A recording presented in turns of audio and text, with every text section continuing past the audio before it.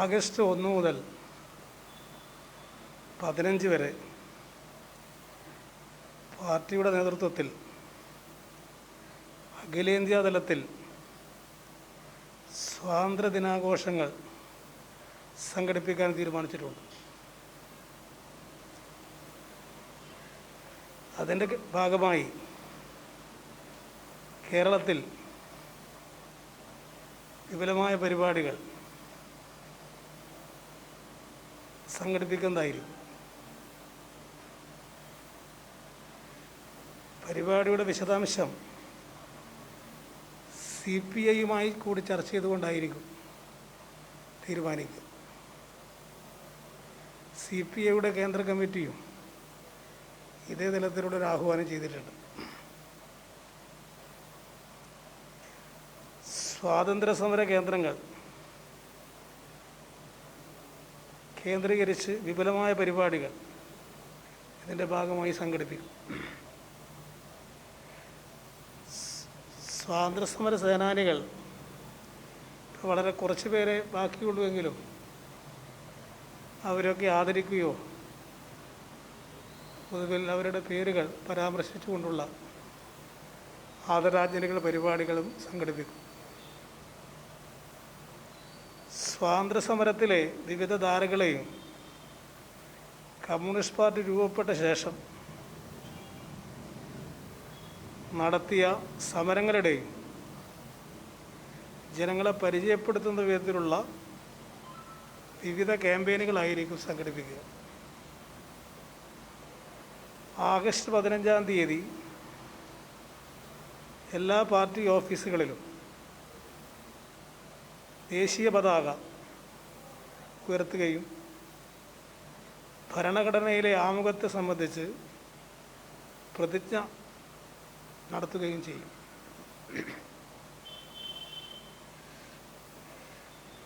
മറ്റൊരു തീരുമാനം ഇന്ന് എടുത്തത് നിത്യോപയോഗ സാധനങ്ങളുടെ മേലുള്ള GST ചുമത്തിയ നടപടി.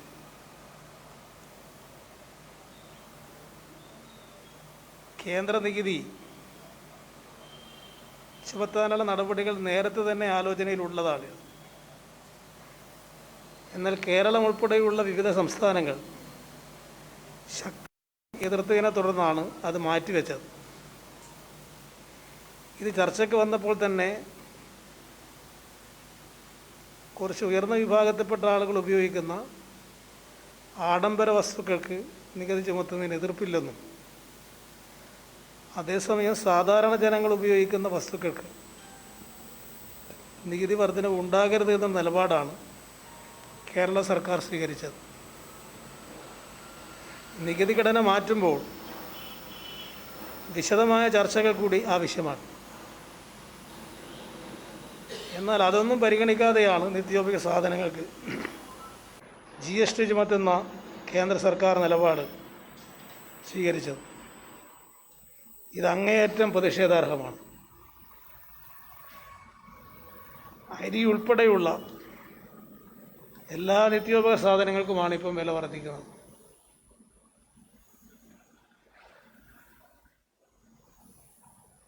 ഇത് പൊതുവിൽ തന്നെ രാജ്യത്ത് വിലക്കയറ്റം ഉണ്ടാക്കും. ഈ നയത്തിനെതിരെ ശക്തമായ പ്രക്ഷോഭം സംഘടിപ്പിക്കണമെന്നാണ് ഉദ്ദേശിക്കുന്നത്. നേരത്തെ തന്നെ പെട്രോളിയം, ഗ്യാസ് തുടങ്ങിയവയുടെ വിലവർധനയുടെ സാധാരണക്കാരുടെ മേൽ വലിയ ഭാരമാണ് കേന്ദ്ര ഗവൺമെൻറ് അടിച്ചേൽപ്പിച്ചത്. കേരളത്തിൽ വലിയ തോതിലുള്ള ഒരു പ്രക്ഷോഭം നടത്തണമെന്നാണ് ഉദ്ദേശിക്കുന്നത്. ഇതിൻ്റെ ഭാഗമായി കേന്ദ്ര നയത്തിനെതിരെ ലോക്കൽ കേന്ദ്രീകരിച്ച് ആഗസ്റ്റ് 10-ാം തീയതി വൈകുന്നേരം 5 മണിക്ക് എല്ലാ പ്രാദേശിക കേന്ദ്രങ്ങളിലും ധർണാ സമരം സംഘടിപ്പിക്കും. ഓരോ ലോക്കൽ കേന്ദ്രത്തിലും ചുരുങ്ങിയത് 500 പേരെങ്കിലും പങ്കെടുക്കുന്ന വിധത്തിൽ സംഘടിപ്പിക്കണമെന്നാണ് നിർദ്ദേശിക്കുന്നത്. മറ്റൊരു കാര്യം, കേന്ദ്ര ഗവൺമെൻറ് കേരളത്തിലെ സർക്കാരിനെ ലക്ഷ്യമിട്ടുകൊണ്ട് നേരത്തെ തന്നെ ചില പ്രചരണങ്ങൾ തുടങ്ങുകയും കേന്ദ്ര ഏജൻസികളെ കേരളത്തിലേക്ക് കയറൂരി വിടുകയും ചെയ്തിരുന്നു. ഇപ്പോൾ അവർ കിഫ്ബിയുടെ പേര് പറഞ്ഞുകൊണ്ട് മുൻ ധനകാര്യമന്ത്രി തോമസ് ഐസക്കിനെതിരെ ഇഡിയുടെ നോട്ടീസ് അയച്ചിരിക്കുകയാണ്. കേരളത്തിൻ്റെ വികസനത്തിൽ 70,000 കോടി രൂപയോളമാണ് ബഡ്ജറ്റിന് പുറമെ വികസന പ്രവർത്തനങ്ങൾക്ക് കിഫ്ബി വഴി ഉപയോഗപ്പെടുത്തിയത്, വിവിധ പദ്ധതികൾക്ക് ചെലവഴിച്ചത്. ആ കിഫ്ബിയെ തകർക്കണമെന്നതാണ് ഒന്നാമത്തെ ഉദ്ദേശം. അങ്ങനെ വരുമ്പോൾ ബഡ്ജറ്റിന് പുറത്തുള്ള ഒരു വികസന പ്രവർത്തനങ്ങളും കേരളത്തിൽ നടത്താൻ പാടില്ല എന്ന ദുഷ്ടലാക്കാണ് ഇതിൻ്റെ പിന്നിലുള്ളത്. പാർലമെൻറ്റ് തിരഞ്ഞെടുപ്പിന് മുമ്പ് കേരളത്തിലെ വികസന പദ്ധതികൾ സ്തംഭിപ്പിക്കുക, ഇതാണ് ഇതിൻ്റെ പിന്നിൽ പതിയിരിക്കുന്നത്. ഇതിനെ നിയമപരമായും രാഷ്ട്രീയമായും നേരിടണം എന്നാണ് പാർട്ടി തീരുമാനിച്ചിട്ടുള്ളത്. നിയമപരമായി എങ്ങനെ നേരിടാൻ സാധിക്കുമെന്നുള്ളത് രാജ്യത്തെ ഏറ്റവും വലിയ നിയമവിദഗ്ധന്മാരുമായി തന്നെ ചർച്ച ചെയ്ത് തീരുമാനിക്കണം എന്നാണ് ഉദ്ദേശിക്കുന്നത്.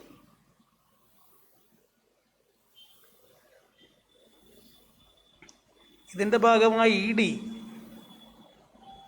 സംസ്ഥാനത്ത് ചില രാഷ്ട്രീയ ലക്ഷ്യത്തോടു കൂടി തന്നെ ഇടപെട്ടിരിക്കുകയാണ്. അതിൻ്റെ ഭാഗമായിട്ടാണ് ഈ നടപടി. എൻഫോഴ്സ്മെൻറ്റ് ഡയറക്ടറേറ്റിനെ ഉപയോഗിച്ചുകൊണ്ടാണ് പല സംസ്ഥാനങ്ങളിലെയും കോൺഗ്രസ് ഗവൺമെൻറ്റുകളെ അട്ടിമറിച്ചത്. കേന്ദ്ര ഏജൻസികളെയാണ് എല്ലാ സ്ഥലത്തും ഇതിനു വേണ്ടി ഉപയോഗിക്കുന്നത്. BJP വിവിധ സംസ്ഥാനങ്ങളിൽ അധികാരത്തിൽ പിടിച്ചെടുത്തത് ഇത്തരത്തിലുള്ള കേന്ദ്ര ഏജൻസികളെ ഉപയോഗപ്പെടുത്തിക്കൊണ്ടാണ്. കേരളത്തിലുമായി ലക്ഷ്യം വെച്ചുകൊണ്ടാണ് അവർ ഇടപെടുന്നത്. അതുകൊണ്ട് ജനങ്ങളെ അണിനിരത്തിക്കൊണ്ട് തന്നെ ഇത്തരം നീക്കങ്ങളെ തുറന്നു കാണിക്കേണ്ടതായിട്ടുണ്ട്. അതേ സന്ദർഭത്തിൽ കോൺഗ്രസ് ഇന്നലെ എടുത്ത സമീപനം സ്വാഗതാർഹമാണ്. ഇഡിക്കെതിരായി ഒരു നിലപാടും ഇതേവരെ കോൺഗ്രസ് സ്വീകരിച്ചിരുന്നില്ല കേരളത്തിൽ. ഇന്നലെയാണെങ്കിലും അവർ ഇഡിക്ക് എതിരായിട്ടൊരു നിലപാട് സ്വീകരിക്കാൻ നിർബന്ധിതമായി. കോൺഗ്രസ് പ്രസിഡന്റ് സോണിയാഗാന്ധി, രാഹുൽ ഗാന്ധി ഇവരെല്ലാം ഇഡി ചോദ്യം ചെയ്യുന്ന സ്ഥിതി എത്തിയപ്പോഴാണ് അവരൊന്ന് ഞെട്ടി ഉണർന്നത്. യഥാർത്ഥത്തിൽ ഇഡി നടപടികൾ ആദ്യം ആരംഭിച്ചത് കോൺഗ്രസ് നേതാക്കന്മാർക്കെതിരായിട്ടാണ്. ചിദംബരത്തിനെതിരായിട്ടാണ് ആദ്യം ഒരു കേസ് രജിസ്റ്റർ ചെയ്തത്. പക്ഷെ ചിദംബരത്തെ ജയിൽ അടച്ചിട്ട് പോലും ആ കേസ് കോൺഗ്രസ് വേണ്ടത്ര കൈകാര്യം ചെയ്തില്ല. കർണാടകത്തിലെ ശിവകുമാറിനെ ജയിലിലടച്ചു. അത്തരം പ്രശ്നങ്ങളൊക്കെ അവർ രാഷ്ട്രീയമായോ മറ്റു തരത്തിലോ എതിർക്കുന്നതിന് വേണ്ടത്ര തയ്യാറായില്ല. ഇതിൻ്റെ എല്ലാ ഫലമായി ഇഡിയെ അവർ തന്നെ അംഗീകരിക്കുന്നു എന്നുള്ള അവസ്ഥ എത്തിച്ചു. ഇപ്പോൾ അവർക്ക് തന്നെ അപകടകരമാണെന്ന് തോന്നിയപ്പോഴാണ് കേരളത്തിലും ഇഡിയുടെ ഇടപെടൽ പൊതുവിൽ രാജ്യത്തുള്ള ഇടപെടലിനെതിരായിട്ട് അവർക്ക് സംസാരിക്കേണ്ടി വന്നിരിക്കുന്നത്. ഏതായാലും ഇപ്പോഴെങ്കിലും അവരങ്ങനെ ഒരു നിലപാട് സ്വീകരിച്ചത് കോൺഗ്രസ് നിലപാട് സ്വാഗതാർഹമാണ്.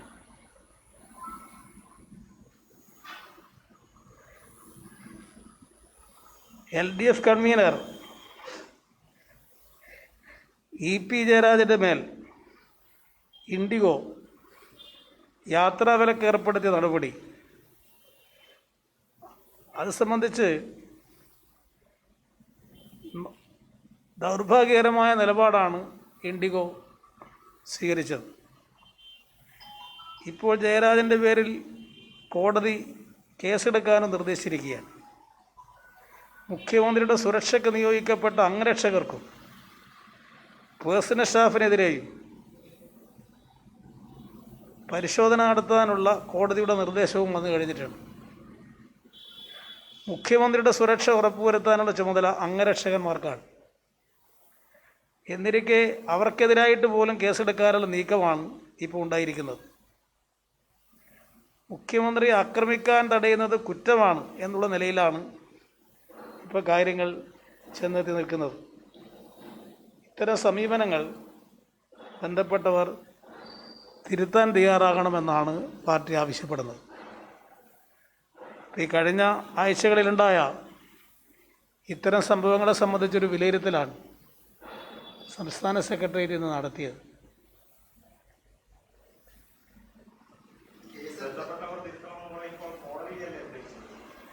കോടതിയല്ല, ഇൻഡിഗോ എടുത്ത നിലപാടിൻ്റെ ഫലമായിട്ടല്ലേ ഇത് വന്നത്. ഇൻഡിഗോ ആണല്ലോ ഇത് സംബന്ധിച്ച് ഒരു നിലപാട് ആദ്യം എടുത്തത്.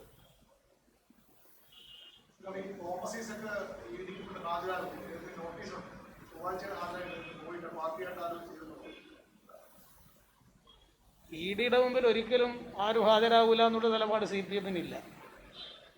നിയമപരമായി പരിശോധിച്ച് പോണ്ടതാണെന്ന് നിയമജ്ഞന്മാർ പറയുകയാണെങ്കിൽ അത്തരമൊരു ഘട്ടത്തിൽ പോകേണ്ടതായിട്ട് വരും. അല്ലെങ്കിൽ അവർ നോട്ടീസ് അയച്ച ഉടനെ തന്നെ പോകേണ്ട ഒരു കാര്യമില്ല. എല്ലാ കാര്യങ്ങളും പരിശോധിച്ച് പോകുന്നത് കൊണ്ട് ഐസക്കിനൊന്നും സംഭവിക്കാനില്ല, കാര്യങ്ങൾ വിശദീകരിക്കാൻ അദ്ദേഹത്തിന് സാധിക്കും. പക്ഷെ വെറുതെ വിളിച്ചിങ്ങനെ ഒരു നിലപാടെടുക്കുന്നത് ശരിയല്ല എന്നതുകൊണ്ടാണ് ഐസക് അങ്ങനെ ഒരു നിലപാട് സ്വീകരിച്ചത്.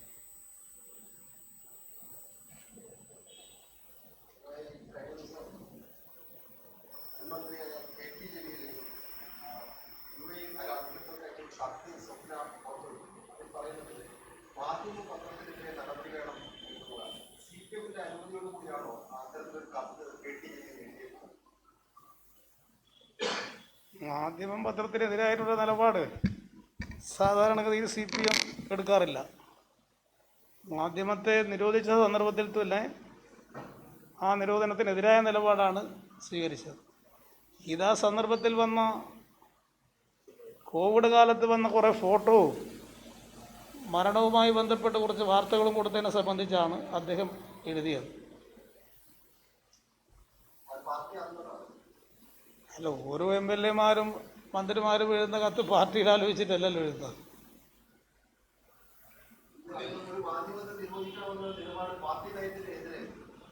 നിരോധിക്കണമെന്ന് പാർട്ടിക്ക് അഭിപ്രായമില്ലല്ലോ.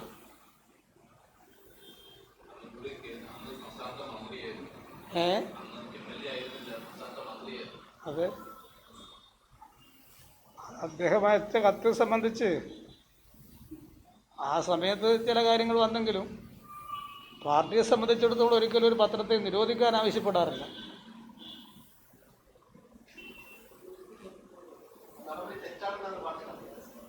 അങ്ങനെ ഇപ്പം വ്യാഖ്യാനിക്കണ്ട, പാർട്ടിയുടെ അഭിപ്രായം പറഞ്ഞല്ലോ.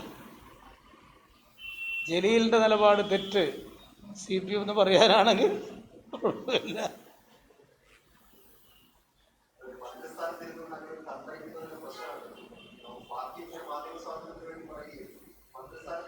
പക്ഷെ അദ്ദേഹം പറഞ്ഞതിൻ്റെ ചില വിശദീകരണം കൊടുത്തിട്ടുണ്ട്. അതും കൂടി പരിശോധിച്ചുകൊണ്ട് നിങ്ങൾ തീരുമാനിക്കുക. ആര്?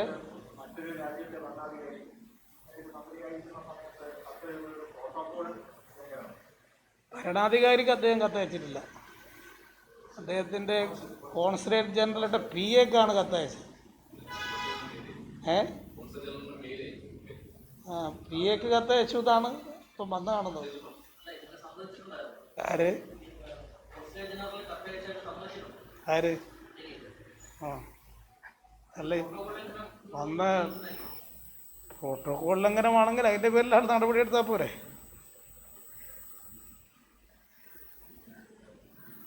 അത് വിദേശകാര്യ വകുപ്പല്ലേ അത് ചെയ്യേണ്ടത്.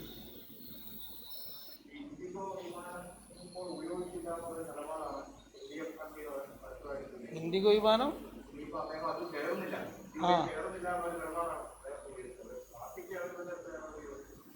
അത് വ്യക്തിപരമായിട്ട് ഒരാൾക്ക് വിമാനത്തിൽ കയറില്ല തീരുമാനിച്ചൂടെ? ഞാൻ ഏത് വാഹനത്തിൽ പോകണം എന്ന് ബന്ധപ്പെട്ട വ്യക്തിയല്ലേ തീരുമാനിക്കേണ്ടത്?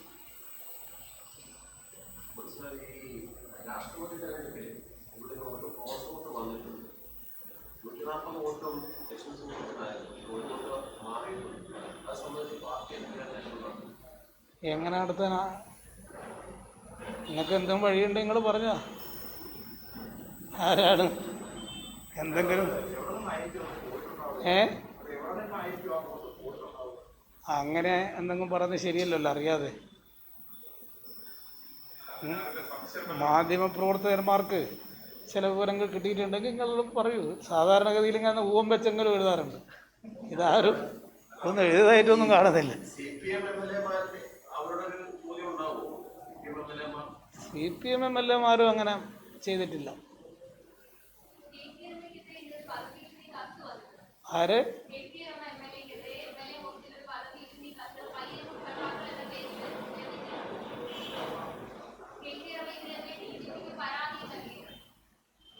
ആർക്കെതിരായിട്ട്?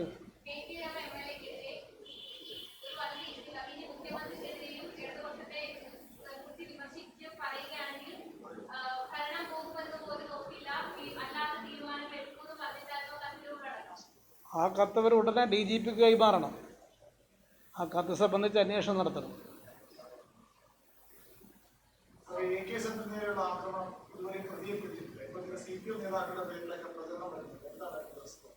അതിപ്പോ CPM-നെതിരായിട്ടൊരു പ്രചരണമാക്കി മാറ്റാൻ ചില മാധ്യമങ്ങൾ പുറപ്പെട്ടിരിക്കുകയാണ്. അതിന് വസ്തുതയായിട്ട് യാതൊരുവിധ ബന്ധവുമില്ല. ചില പേരിങ്ങനെ അന്തരീക്ഷത്തിലുണ്ടാക്കി അവരെ പൊതുജന മധ്യത്തിൽ അപഹസിക്കുക എന്നതാണ് ആ പ്രചരണത്തിൻ്റെ ഉദ്ദേശം.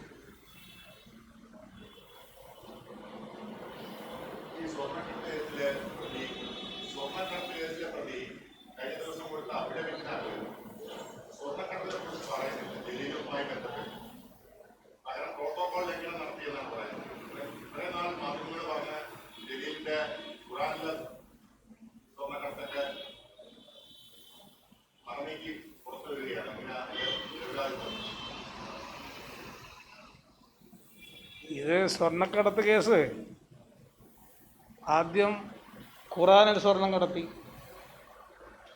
പിന്നെ ഈത്തപ്പഴത്തിൽ സ്വർണം കടത്തി. ഈത്തപ്പഴത്തിൽ സാധാരണ എന്തെങ്കിലും ഇട്ടിട്ട് ഉണ്ടാക്കുന്ന ഈത്തപ്പഴം ഉണ്ടല്ലോ, അതുപോലെ ഉണ്ടാക്കിയെന്നാണ് പ്രചരിപ്പിച്ചത്. പക്ഷേ ED അതൊന്നും പരിശോധിച്ചിട്ട് ഇവിടെ സ്വർണ്ണമുള്ള ഈത്തപ്പഴം കണ്ടെത്താൻ ഇതുവരെ കഴിഞ്ഞിട്ടില്ല.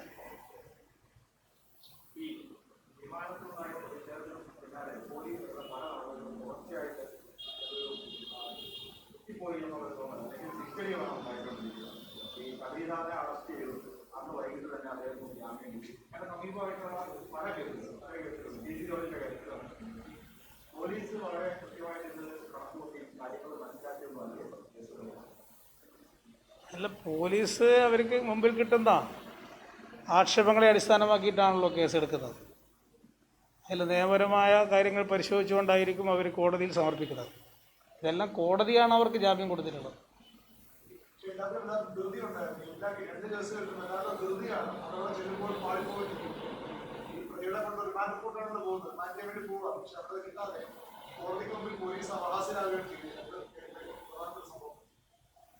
അത് കോടതി നിയമകാര്യങ്ങൾ കൂടി പരിശോധിച്ചിട്ടല്ലേ കോടതി തീരുമാനിക്കും.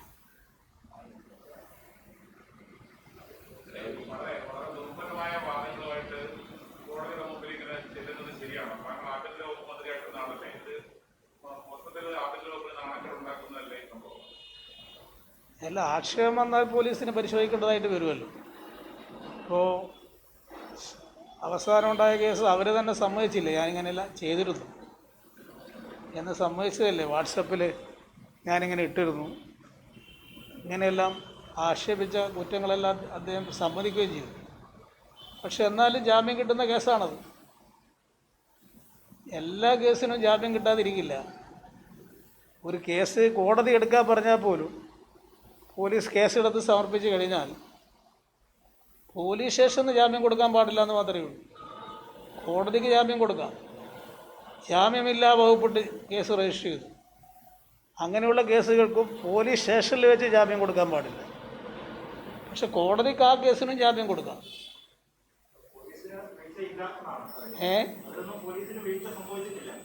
പോലീസിന് വീഴ്ച സംഭവിച്ചിട്ടുണ്ടെങ്കിൽ അത്തരത്തിൽ കോടതി തന്നെ പറയുമല്ലോ. നിങ്ങളുടെ വീഴ്ച ഇങ്ങനെ ഉണ്ടായിട്ടുണ്ടെന്ന് കോടതി തന്നെ ചൂണ്ടിക്കാണിക്കുമല്ലോ.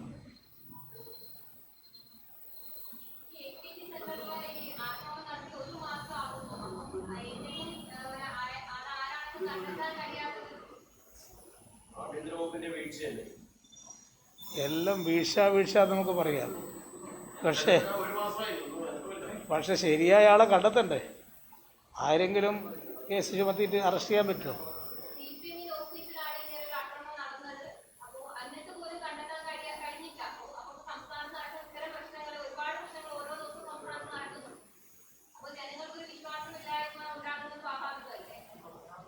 അത് PK സെൻ്റർ നേരെ രാത്രി നടന്നൊരു സംഭവമാണത്. രാത്രി നടന്ന സംഭവം ഈ വീഡിയോൻ്റെ ക്ലിപ്പിങ്സ് മാത്രമേ ഉള്ളൂ. മറ്റത് ആർക്കും അയാളെ കണ്ടിട്ടില്ലല്ലോ രാത്രി. അത് വെച്ചുകൊണ്ടുള്ള അന്വേഷണം തുടർച്ചയായി നടന്നുകൊണ്ടിരിക്കുകയാണ്. ആ അന്വേഷണത്തിൻ്റെ ഭാഗമായി കണ്ടെത്താൻ കഴിയുമെന്നാണ് ഇപ്പോഴും പ്രതീക്ഷിക്കുന്നത്.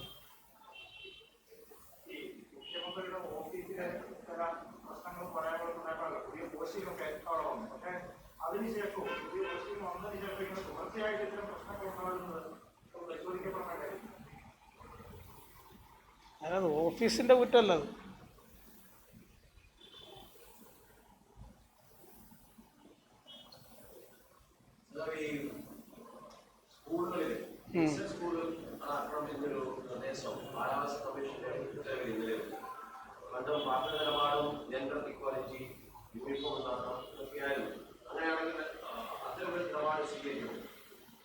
പാർട്ടി ആ വിഷയം ചർച്ച ചെയ്തിട്ടില്ല.